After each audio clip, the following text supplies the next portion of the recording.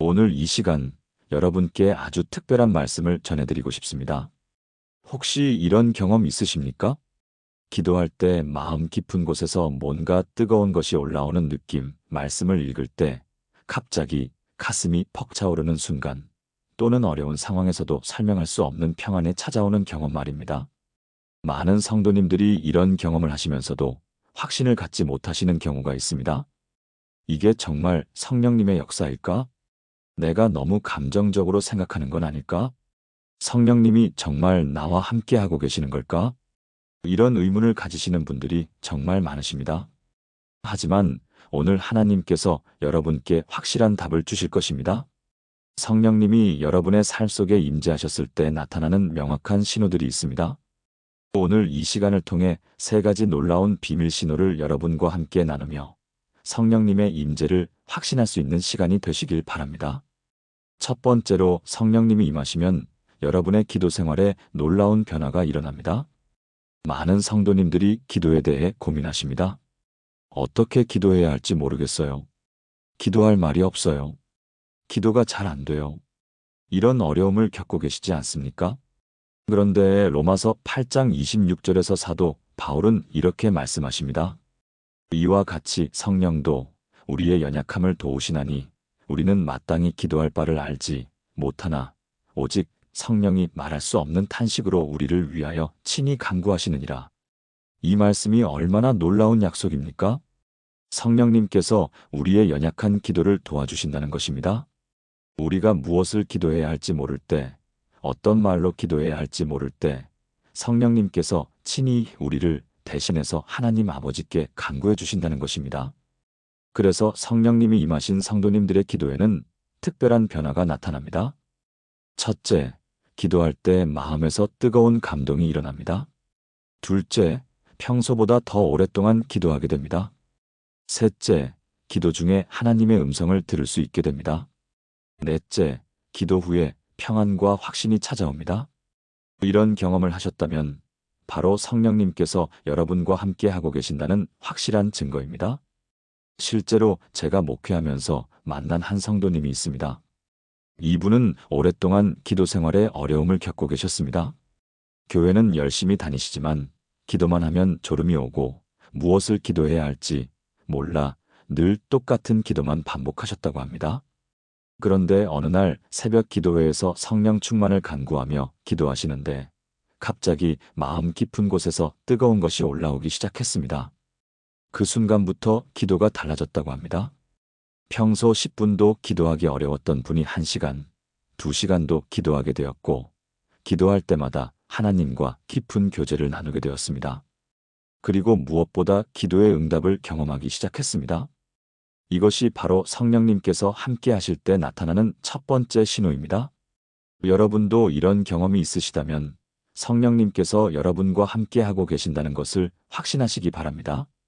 두 번째로, 성령님이 임하시면 하나님의 말씀에 대한 갈급함과 깨달음이 놀랍게 증가합니다. 많은 성도님들이 성경 읽기에 대해 어려움을 호소하십니다. 성경이 너무 어려워요. 읽어도 무슨 말인지 모르겠어요. 성경 읽기가 부담스러워요. 이런 고민 있으시죠? 그런데 예수님께서 요한복음 14장 26절에서 이렇게 약속해 주셨습니다. 보혜사 곧 아버지께서 내 이름으로 보내실 성령 그가 너희에게 모든 것을 가르치고 내가 너희에게 말한 모든 것을 생각나게 하리라. 성령님께서 우리에게 모든 것을 가르쳐 주신다는 약속입니다. 성령님이 임하신 성도님들에게는 말씀에 대한 놀라운 변화가 일어납니다. 첫째, 성경 말씀이 살아있는 하나님의 음성으로 들리게 됩니다. 둘째, 어려웠던 성경 구절들이 명확하게 깨달아집니다. 셋째, 말씀을 통해 하나님의 뜻을 분별할 수 있게 됩니다. 넷째, 말씀이 일상생활에 구체적으로 적용되기 시작합니다. 이런 경험들이 바로 성령님께서 여러분 안에서 역사하고 계시다는 두 번째 신호입니다. 사도행전 8장에 보면 에티오피아 넷이 이야기가 나옵니다. 이 넷이는 예루살렘에 예배하러 갔다가 돌아가는 길에 이사야서를 읽고 있었습니다. 하지만 그 말씀을 이해할 수가 없었습니다. 그때 성령님께서 빌립을 보내셔서 말씀을 해석해 주시니 넷이가 깨달음을 얻고 즉시 세례를 받았습니다. 이것이 바로 성령님의 역사입니다. 성령님께서 우리의 마음 눈을 열어 하나님의 말씀을 깨달을 수 있게 해주십니다. 제가 아는 한 성도님은 평생 성경을 어려워하셨습니다. 교회를 다닌 지 20년이 넘었지만 성경을 체계적으로 읽어본 적이 없으셨고, 목사님 설교도 귀로는 들어도 마음으로는 와닿지 않는다고 하셨습니다. 그런데 어느 날 성령 충만을 사모하며 기도하던 중에 놀라운 경험을 하셨습니다. 그날 밤 꿈에서 예수님을 만나는 꿈을 꾸셨는데 예수님께서 내 말을 들으라고 말씀하시는 것이었습니다. 그 다음 날부터 성경 말씀이 완전히 달라 보이기 시작했습니다. 전에는 그냥 글자로만 보이던 말씀들이 하나님의 생생한 음성으로 들리기 시작했고, 읽을 때마다 새로운 깨달음과 은혜가 넘쳐났습니다. 한 달도 안 되어 창세기부터 요한계시록까지 통독을 하셨고, 지금은 매일 말씀 묵상이 가장 큰 즐거움이 되셨다고 합니다. 이것이 바로 성령님께서 임하셨을 때 나타나는 두 번째 놀라운 신호입니다.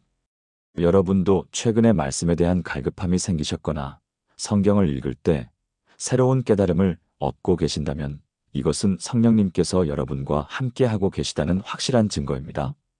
세 번째로, 성령님이 임하시면 여러분의 성품과 인격에 놀라운 변화가 일어납니다.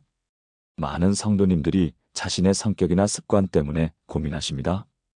왜 이렇게 화를 잘 낼까? 어떻게 하면 더 사랑스러운 사람이 될 수 있을까? 나쁜 습관을 어떻게 고칠 수 있을까? 이런 고민들 있으시죠? 갈라디아서 5장 22절에서 23절의 사도 바울이 이렇게 말씀합니다. 오직 성령의 열매는 사랑과 희락과 화평과 오래 참음과 자비와 양선과 충성과 온유와 절제니 이 같은 것을 금지할 법이 없느니라.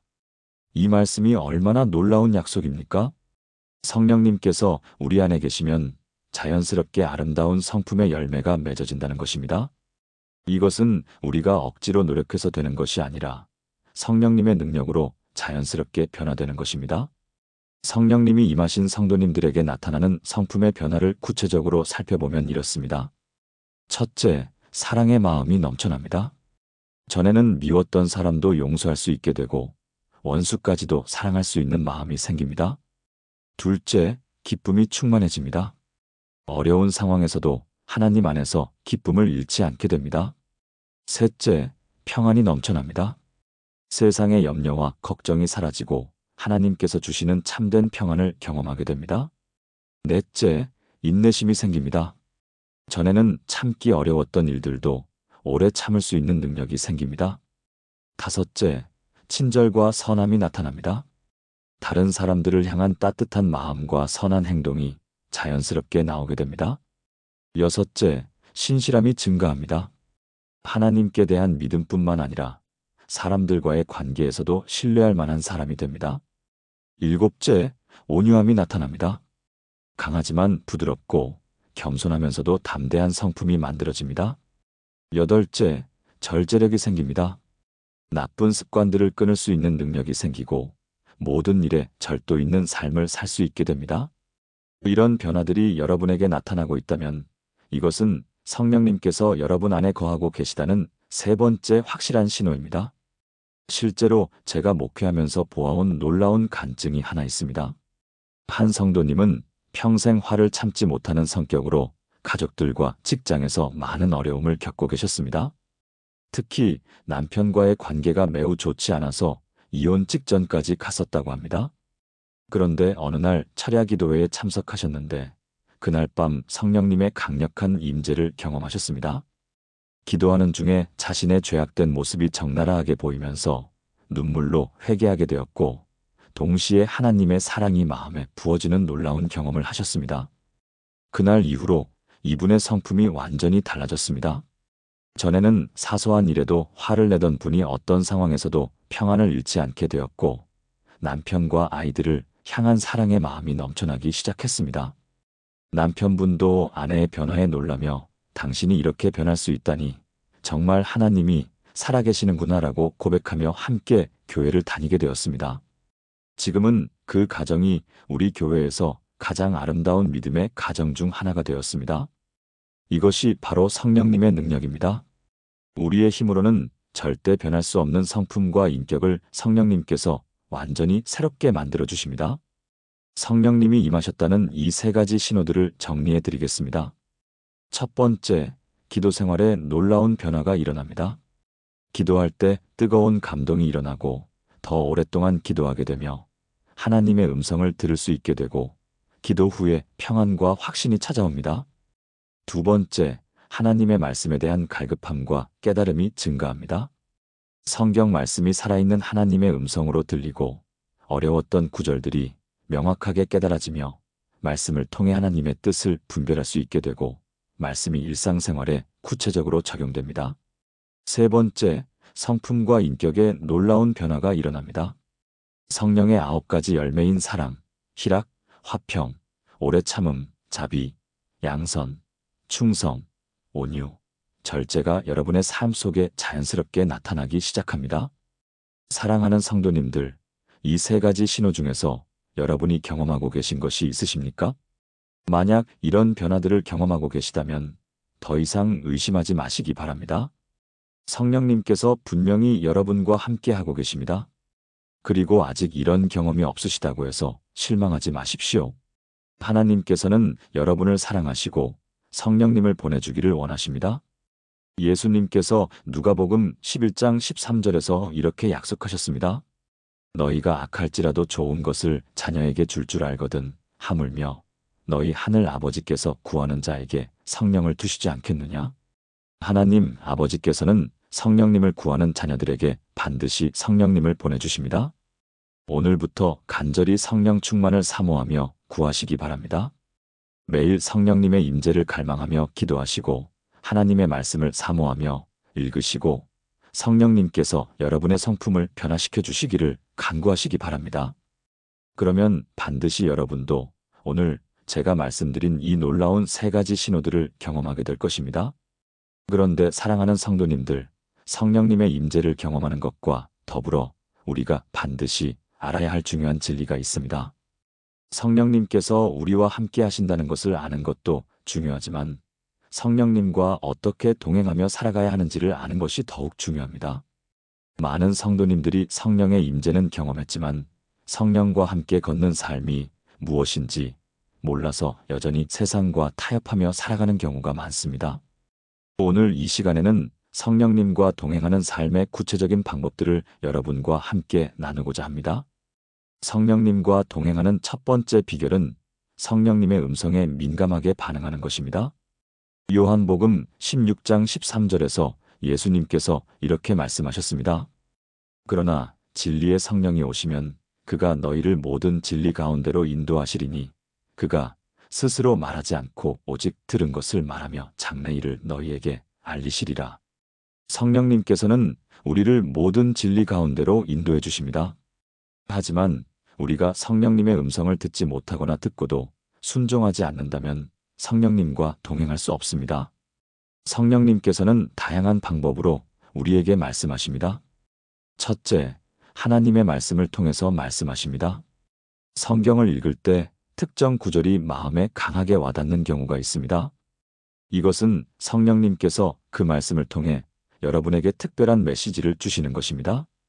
둘째, 기도할 때 마음에 떠오르는 생각을 통해서 말씀하십니다. 기도 중에 갑자기 어떤 사람이나 상황이 마음에 떠오른다면 이것은 성령님께서 그 일을 위해 기도하라고 인도하시는 것일 수 있습니다. 셋째, 평안과 불안을 통해서 인도하십니다. 어떤 결정을 내려야 할 때 마음에 평안이 있다면 성령님의 인도하심이고 불안하다면 잠시 기다리라는 신호일 수 있습니다. 넷째, 성숙한 믿음의 선배들을 통해서 말씀하십니다. 하나님께서는 때로 목사님이나 신앙의 선배들을 통해 우리에게 필요한 말씀을 전해주십니다. 실제로 제가 목회하면서 경험한 일이 있습니다. 한 성도님이 직장을 옮기는 문제로 고민하고 계셨습니다. 조건도 좋고 연봉도 더 많이 주는 회사에서 제안이 들어왔는데 기도해봐도 확신이 서지 않는다고 하셨습니다. 그런데 어느 날 새벽 기도 중에 갑자기 빌립보서 4장 19절 말씀이 마음에 강하게 와 닿았다고 합니다. 나의 하나님이 그리스도 예수 안에서 영광 가운데 그 풍성한 대로 너희 모든 쓸 것을 채우시리라. 그 순간 하나님께서 지금 직장에서 더 일하기를 원하신다는 확신이 들었다고 합니다. 그래서 이직 제안을 거절했는데 몇 달 후에 현재 직장에서 큰 승진과 함께 더 좋은 조건을 제안받게 되었습니다. 그뿐만 아니라 그 직장에서 복음을 전할 수 있는 귀한 기회들도 많이 생겼다고 합니다. 이것이 바로 성령님의 음성에 순종했을 때 나타나는 축복입니다. 성령님과 동행하는 두 번째 비결은 성령님을 근심시키지 않는 것입니다. 에베소서 4장 30절에서 사도 바울은 이렇게 경고합니다. 하나님의 성령을 근심하게 하지 말라. 그 안에서 너희가 구원의 날까지 인치심을 받았느니라. 성령님께서는 인격적인 하나님이십니다. 따라서 우리의 행동과 마음에 따라 기뻐하시기도 하고 근심하시기도 합니다. 그렇다면 성령님을 근심시키는 것들이 무엇일까요? 첫째, 죄악된 생각과 행동입니다. 성령님은 거룩하신 하나님이시기 때문에 죄를 싫어하십니다. 우리가 의도적으로 죄를 짓거나 죄악된 생각을 계속 품고 있으면 성령님께서 근심하십니다. 둘째, 불순종입니다. 성령님께서 인도하시는데도 불순종하거나 미루는 것은 성령님을 근심시킵니다. 셋째, 원망과 불평입니다. 하나님께 대한 원망이나 환경에 대한 불평은 성령님을 슬프게 합니다. 넷째, 미움과 용서하지 않는 마음입니다. 다른 사람을 미워하거나 용서하지 않는 마음을 품고 있으면 성령님께서 근심하십니다. 다섯째, 교만과 자만입니다. 자신을 높이거나 다른 사람을 무시하는 교만한 마음은 성령님을 슬프게 합니다. 반대로 성령님을 기쁘게 하는 것들도 있습니다. 첫째, 회개하는 마음입니다. 자신의 죄를 인정하고 진심으로 회개할 때 성령님께서 기뻐하십니다. 둘째, 순종하는 마음입니다. 성령님의 인도하심에 즉시 순종할 때 성령님께서 기뻐하십니다. 셋째, 감사하는 마음입니다. 모든 상황에서 하나님께 감사할 때 성령님께서 기뻐하십니다. 넷째, 사랑하는 마음입니다. 하나님과 이웃을 사랑하는 마음을 가질 때 성령님께서 기뻐하십니다. 다섯째, 겸손한 마음입니다. 자신을 낮추고 다른 사람을 섬기는 겸손한 마음을 가질 때 성령님께서 기뻐하십니다. 제가 아는 한 성도님의 간증을 들려드리겠습니다. 이분은 오랫동안 시어머니와의 관계 때문에 고통받고 계셨습니다. 시어머니가 너무 간섭을 많이 하셔서 스트레스가 심했고 마음속으로 시어머니를 원망하는 마음이 생겼다고 합니다. 그런데 어느 날 기도하는 중에 성령님께서 마음에 이렇게 말씀하시는 것을 들었다고 합니다. 내가 시어머니를 원망하는 마음을 품고 있으니 내가 슬프다. 그 순간 자신의 죄를 깨닫고 눈물로 회개했다고 합니다. 그리고 시어머니를 진심으로 사랑하기로 결심했습니다. 그날부터 시어머니를 대하는 태도가 완전히 달라졌고 시어머니도 며느리의 변화를 느끼고 관계가 회복되었습니다.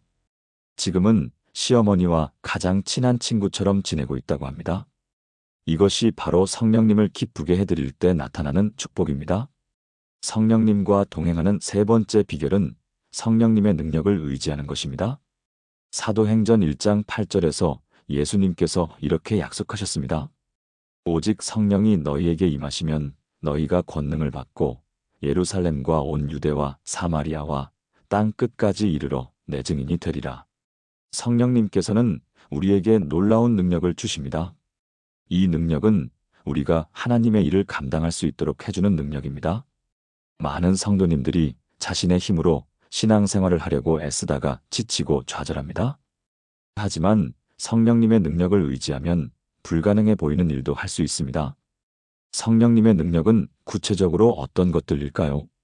첫째, 죄를 이기는 능력입니다.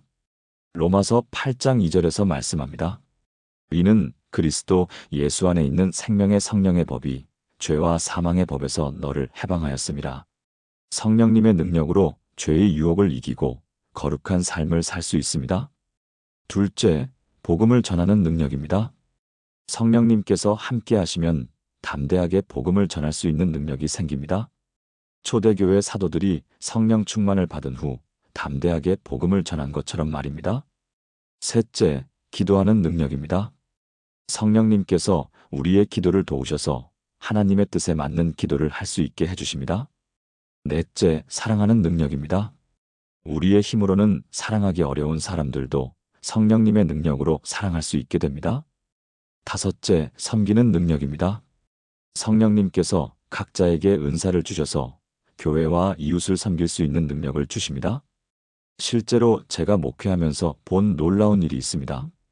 한 성도님은 평생 남 앞에서 말하는 것을 극도로 두려워하시는 분이었습니다.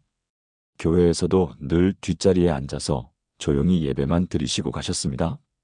그런데 어느 날 전도 집회에서 성령 충만을 경험하신 후에 완전히 달라지셨습니다. 갑자기 복음을 전하고 싶은 마음이 불타오르기 시작했고 가족들과 이웃들에게 담대하게 복음을 전하기 시작하셨습니다. 처음에는 가족들이 놀라며 당신이 언제부터 이렇게 말을 잘하게 됐느냐고 물었다고 합니다. 하지만 그분의 진심이 전해져서 남편과 자녀들이 모두 교회에 나오게 되었고 지금은 우리 교회에서 가장 열심히 전도하시는 분 중 하나가 되셨습니다. 이것이 바로 성령님의 능력입니다. 우리의 부족함과 연약함을 성령님의 능력이 덮어주셔서 하나님의 일을 감당할 수 있게 해주십니다. 성령님과 동행하는 네 번째 비결은 성령님의 열매를 맺는 것입니다. 앞서 갈라디아서 5장 22절에서 23절의 성령의 9가지 열매에 대해 말씀드렸습니다. 이 열매들은 저절로 맺어지는 것이 아닙니다. 우리가 의식적으로 성령님의 인도하심에 순종하며 살아갈 때 자연스럽게 맺어지는 것입니다. 성령의 첫 번째 열매인 사랑을 살펴보겠습니다. 고린도전서 13장에서 사도 바울이 설명한 사랑의 특징들이 있습니다. 사랑은 오래 참고 사랑은 온유하며 시기하지 아니하며 사랑은 자랑하지 아니하며 교만하지 아니하며 무례히 행하지 아니하며 자기의 유익을 구하지 아니하며 성내지 아니하며 악한 것을 생각하지 아니하며 불의를 기뻐하지 아니하며 진리와 함께 기뻐하고 모든 것을 참으며 모든 것을 믿으며 모든 것을 바라며 모든 것을 견디느니라. 이런 사랑이 우리의 힘으로 가능할까요? 절대 불가능합니다. 오직 성령님의 능력으로만 가능합니다. 성령님께서 우리 마음에 하나님의 사랑을 부어주시면 우리도 이런 사랑을 할 수 있게 됩니다. 두 번째 열매인 희락도 마찬가지입니다. 세상의 기쁨은 환경에 따라 좌우됩니다. 좋은 일이 있으면 기쁘고 나쁜 일이 있으면 슬픕니다. 하지만 성령님께서 주시는 희락은 환경과 상관없는 기쁨입니다. 어떤 상황에서도 하나님 안에서 기뻐할 수 있는 것입니다. 세 번째 열매인 화평 역시 성령님의 선물입니다.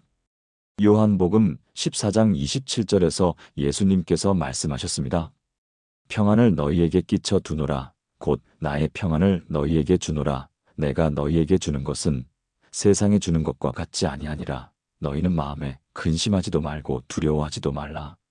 예수님께서 주시는 평안은 세상이 주는 평안과 다릅니다.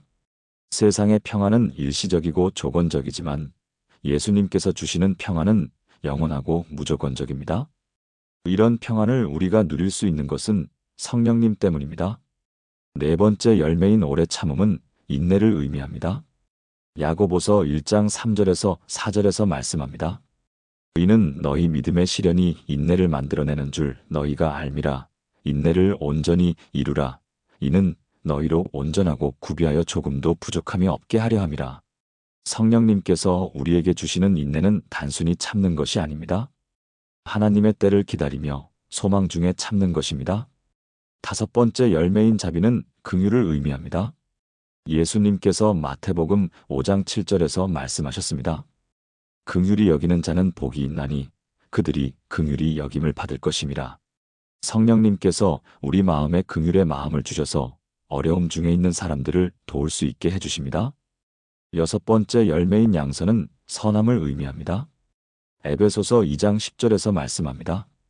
우리는 그가 만드신 바라 그리스도 예수 안에서 선한 일을 위하여 지으심을 받은 자니 이 일은 하나님이 전에 예비하사 우리로 그 가운데서 행하게 하려 하심이니라.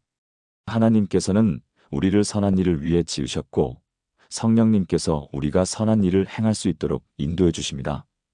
일곱 번째 열매인 충성은 신실함을 의미합니다. 고린도전서 4장 2절에서 말씀합니다. 그리고 맡은 자들에게 구할 것은 충성이니라. 성령님께서 우리에게 하나님께 대한 충성심을 주셔서 끝까지 신실하게 믿음을 지킬 수 있게 해주십니다. 여덟 번째 열매인 온유는 부드러움을 의미합니다. 마태복음 5장 5절에서 예수님께서 말씀하셨습니다. 온유한 자는 복이 있나니 그들이 땅을 기업으로 받을 것임이라.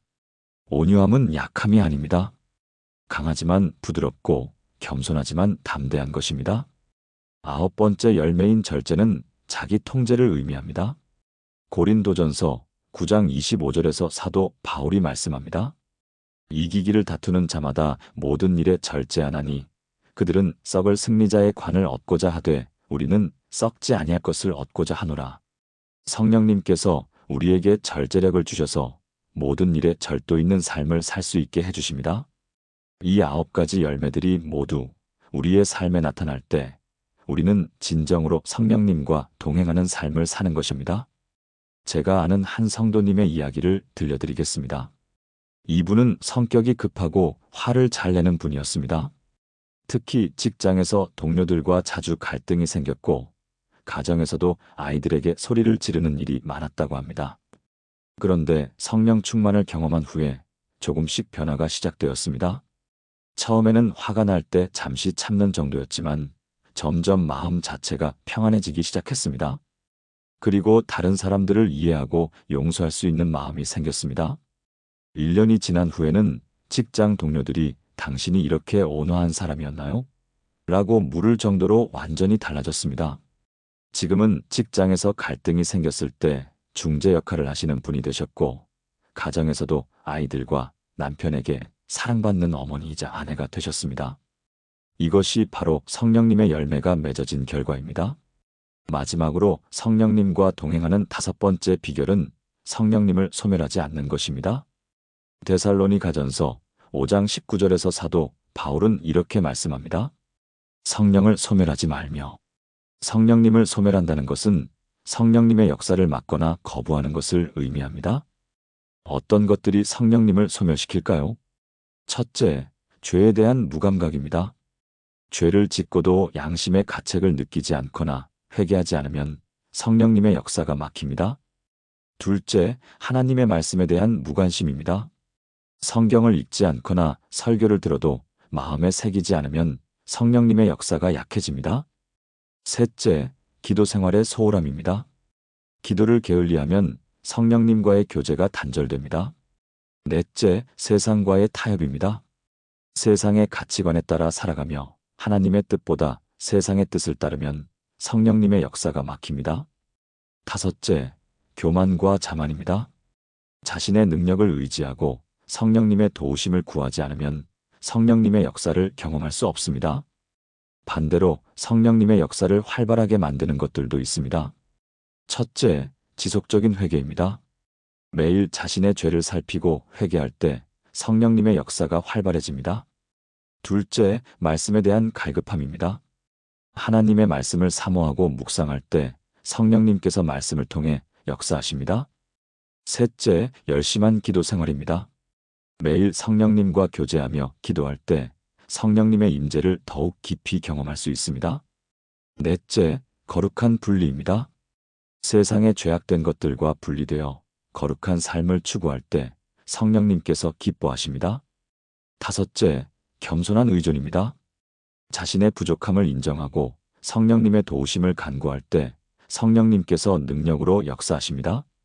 사랑하는 성도님들, 오늘 이 말씀을 통해 성령님과 동행하는 삶이 얼마나 축복된 삶인지 깨달으셨을 것입니다.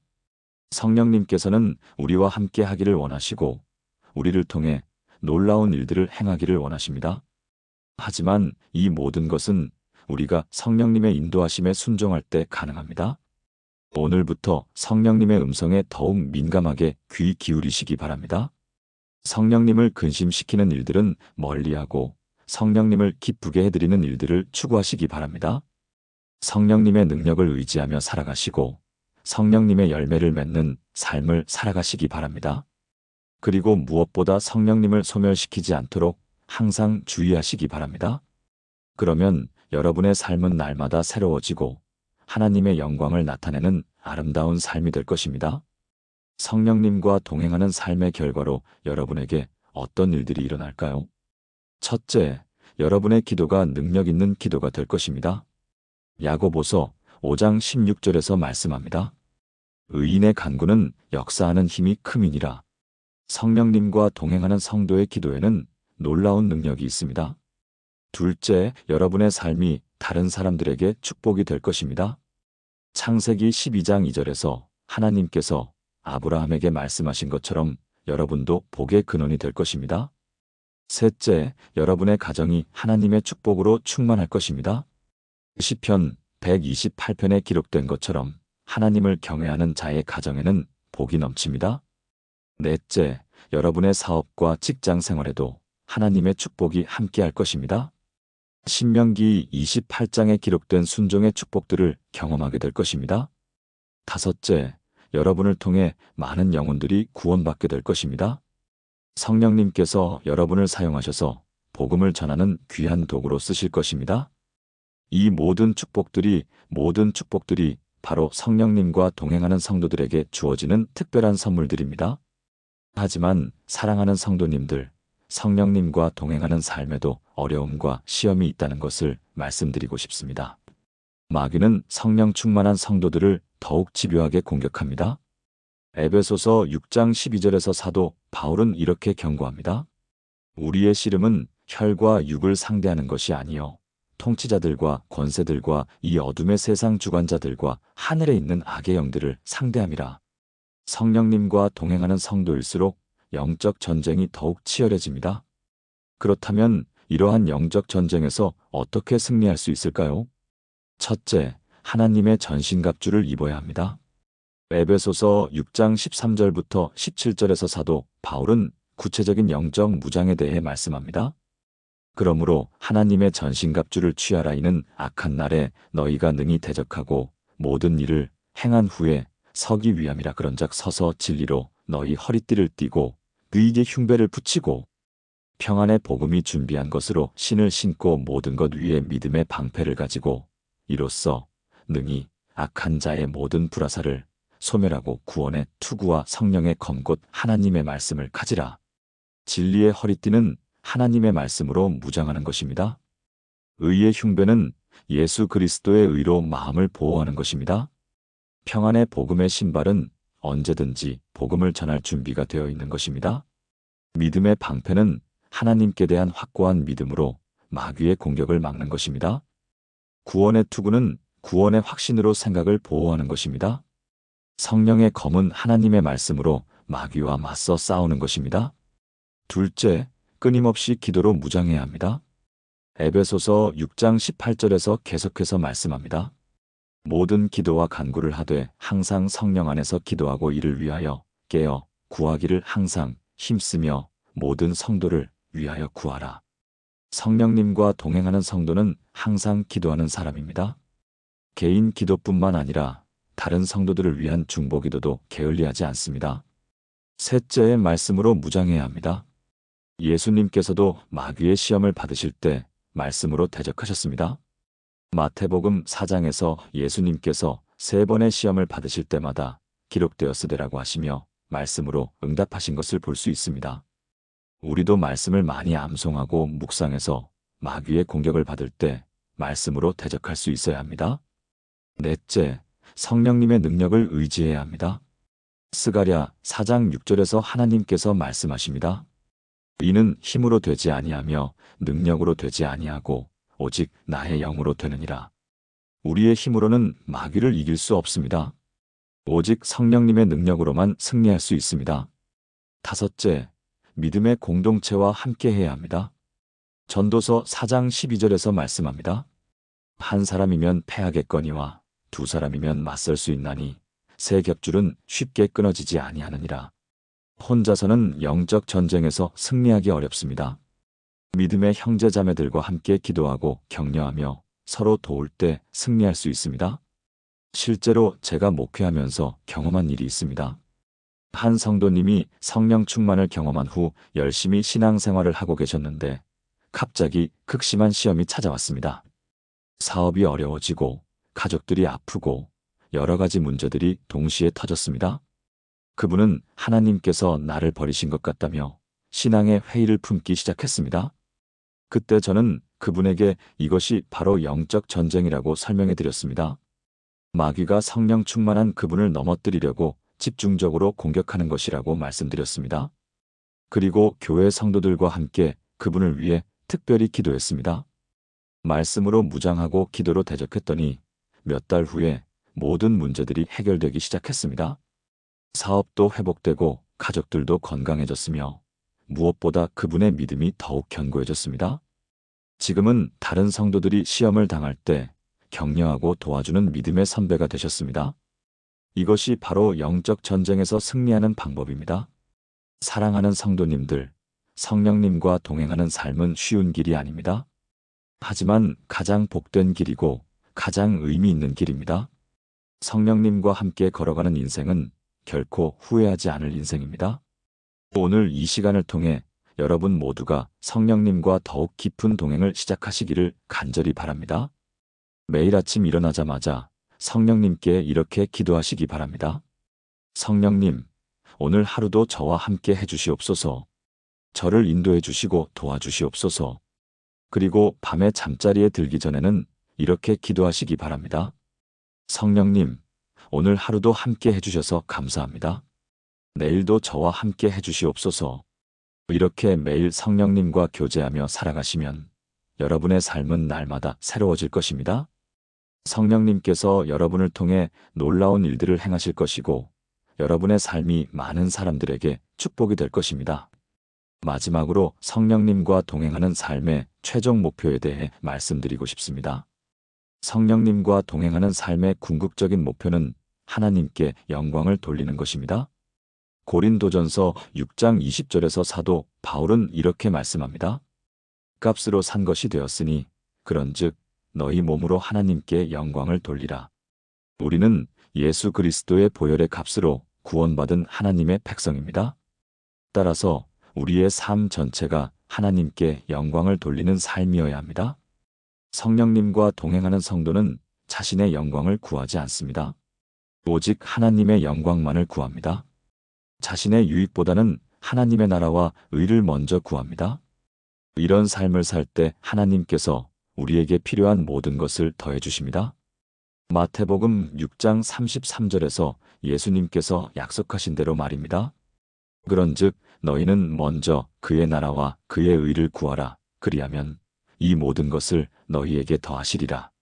성령님과 동행하는 성도의 삶에는 특별한 향기가 있습니다. 고린도후서 2장 14절부터 16절에서 사도 바울은 이렇게 표현합니다. 항상 우리를 그리스도 안에서 이기게 하시고 우리로 말미암아 각처에서 그리스도를 아는 냄새를 나타내시는 하나님께 감사하노라. 우리는 구원받는 자들에게나 멸망하는 자들에게나 하나님 앞에서 그리스도의 향기니 이 사람에게는 사망으로부터 사망에 이르는 냄새요 저 사람에게는 생명으로부터 생명에 이르는 냄새라. 성령님과 동행하는 성도는 어디를 가든지 그리스도의 향기를 풍깁니다. 말하지 않아도 그 삶 자체가 복음이 되고 간증이 됩니다. 이런 삶을 사는 것이 성령님과 동행하는 성도의 특권이자 사명입니다. 사랑하는 성도님들, 오늘 이 긴 시간 동안 성령님에 대한 소중한 말씀들을 나누었습니다. 처음에는 성령님이 우리와 함께 하신다는 3가지 신호에 대해 말씀드렸습니다. 기도 생활의 변화, 말씀에 대한 갈급함과 깨달음의 증가, 그리고 성품의 변화였습니다. 그리고 성령님과 동행하는 구체적인 방법들에 대해 말씀드렸습니다. 성령님의 음성에 민감하게 반응하고 성령님을 근심시키지 않으며 성령님의 능력을 의지하고 성령님의 열매를 맺으며 성령님을 소멸하지 않는 것이었습니다. 마지막으로 성령님과 동행하는 삶에서 만나게 되는 영적 전쟁과 그 승리의 비결, 그리고 성령님과 동행하는 삶의 궁극적인 목표에 대해서도 말씀드렸습니다. 이 모든 말씀들이 여러분의 마음에 깊이 새겨져서 실제 삶에서 경험하시는 복된 시간이 되시기를 간절히 바랍니다. 성령님은 지금도 여러분과 함께 하기를 원하고 계십니다. 여러분의 마음 문을 두드리고 계십니다. 요한계시록 3장 20절에서 예수님께서 말씀하셨습니다. 볼지어다 내가 문 밖에 서서 두드리노니 누구든지 내 음성을 듣고 문을 열면 내가 그에게로 들어가 그와 더불어 먹고 그는 나와 더불어 먹으리라. 오늘 이 시간 여러분의 마음 문을 활짝 여시기 바랍니다. 성령님을 여러분의 삶의 주인으로 모시시기 바랍니다. 성령님께 여러분의 모든 것을 맡기시고 성령님의 인도하심에 전적으로 순종하시기 바랍니다. 그러면 여러분의 남은 인생은 성령님과 함께 걷는 가장 복되고 아름다운 인생이 될 것입니다. 하나님께서 여러분을 통해 이 시대에 놀라운 일들을 행하실 것이고 여러분의 삶이 많은 영혼들에게 생명의 빛이 될 것입니다. 여러분의 가정이 하나님의 축복으로 충만할 것이고 여러분의 후손들까지도 하나님의 복을 누리게 될 것입니다. 이 모든 약속들이 성령님과 동행하는 여러분에게 반드시 성취되기를 예수님의 이름으로 축복합니다. 마지막으로 여러분을 위해 기도드리겠습니다. 하나님 아버지, 오늘 이 말씀을 들으시는 모든 성도님들 위해 성령님의 강력한 임재가 있기를 간구합니다. 혹시 아직 성령님의 역사를 경험하지 못한 분들이 계시다면 오늘부터 성령 충만을 간절히 사모하게 하시고 반드시 성령님의 놀라운 역사를 경험하게 하여 주옵소서. 이미 성령님의 임재를 경험하고 계신 분들은 더욱더 성령님과 깊은 교제를 나누며 성령님의 능력으로 하나님의 일들을 감당할 수 있게 하여 주옵소서. 모든 성도님들이 성령님의 능력으로 승리하는 삶을 살아가게 하시고 이 세상에 하나님의 영광을 드러내는 아름다운 삶을 살아가게 하여 주옵소서. 예수님의 이름으로 기도드립니다. 아멘. 오늘도 귀한 시간 함께 해주셔서 감사합니다. 이 영상이 여러분에게 도움이 되셨다면 좋아요 버튼을 눌러주시고 댓글로 여러분의 은혜로운 간증을 나누어 주시기 바랍니다. 그리고 주변에 성령 충만을 사모하는 분들이 계시다면 이 영상을 공유해 주시기 바랍니다. 다음 영상에서도 더욱 귀한 하나님의 말씀으로 여러분과 만나 뵙겠습니다. 하나님의 은혜와 평강이 여러분과 여러분의 가정에 충만하시기를 축복합니다. 샬롬.